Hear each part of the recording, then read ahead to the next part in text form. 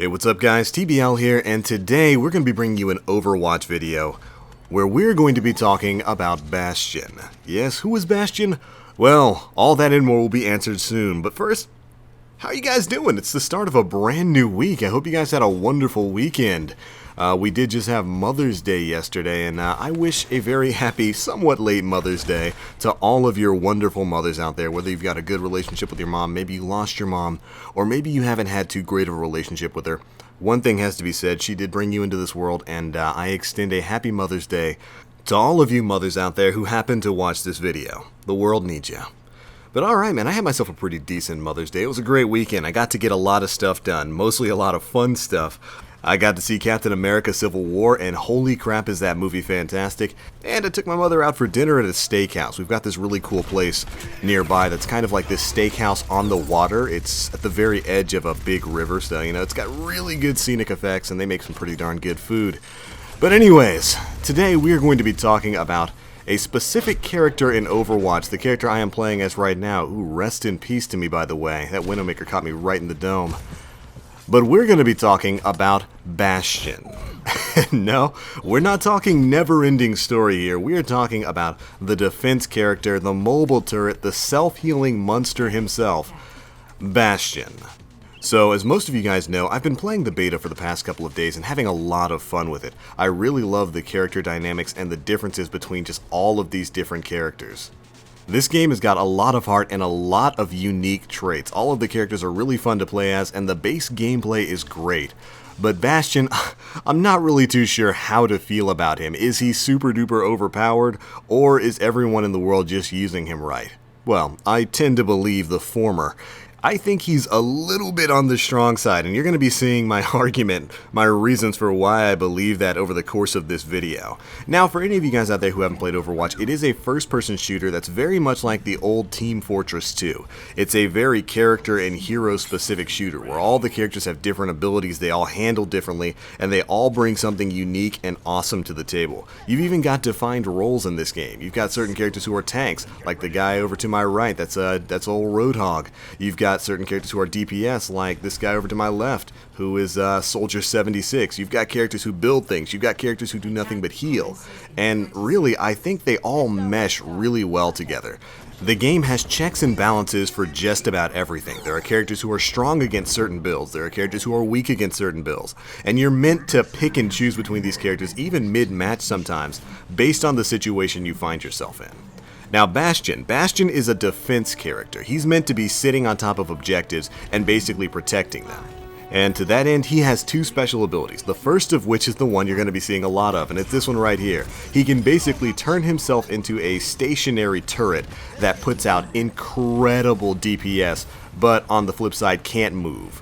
And his second ability is that he can repair himself. You'll be seeing a lot of that in this too. But I really wanted to focus on just the turret ability and the absolute strength of it. Look how quickly you can burn down enemy player health with this thing.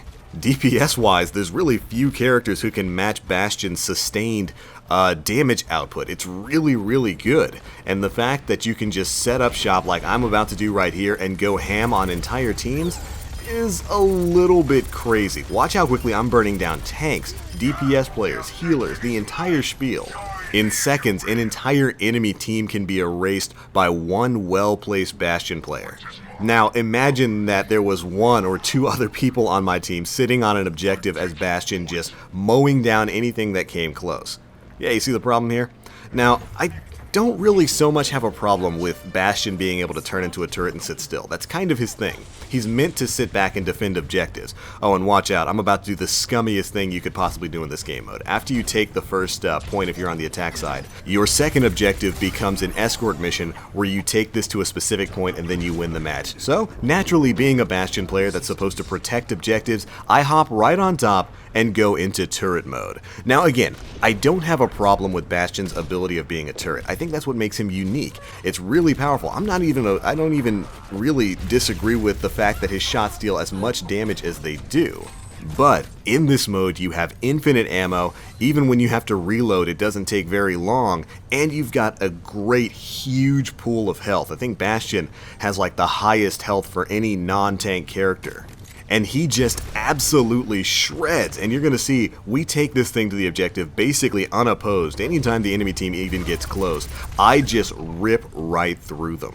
Now, of course, not to downplay my team here, I did have a good team. This was when I was playing with Gen X 100, and they all knew to basically push forward and try to head off the enemy team as they made approaches on the objective. But still, anytime they got even close to me, I just absolutely tore them up, and it creates kind of a problem here. Now, granted, Bastion can be taken out fairly easily by snipers or by anybody who can teleport. Reaper's great for it. You just warp in behind the Bastion player, and it takes only really a few shots up close to take him out. But the problem is, a lot of these maps with these objective-based game modes, just hit that 10-kill streak by the way, it's so cheesy, but a lot of these maps aren't really optimized for that type of play. They do have side lanes and flank options, but they're nowhere near good enough. And as you can see here, this team we were going up against just literally stood no chance at all. Now, they may have been a little bit uncoordinated, a little bit flustered after that first push where we just immediately took the objective.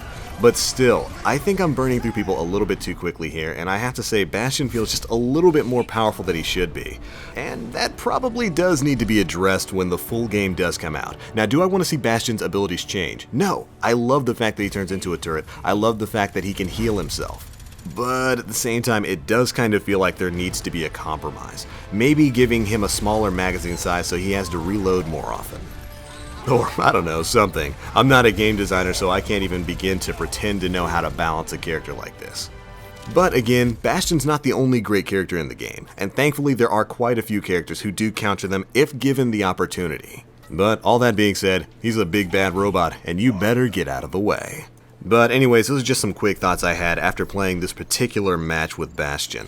There are a lot of other people who've been playing Overwatch way longer than I have, and I'd love to hear their opinions on it. But anyways, thanks so much for watching, guys. That's going to be it for this one. I'm going to get back to playing me some of the Overwatch beta. It has been extended to May 10th, so if you haven't gotten your hands on it yet, well, now's your chance to get a little bit more time. It is freely available on PlayStation 4, Xbox One, and Steam. Get your hands on it. But alright, it's going to be it for this one, guys. Thanks so much for watching. And as always, I am TheBlackLink. You guys stay frosty.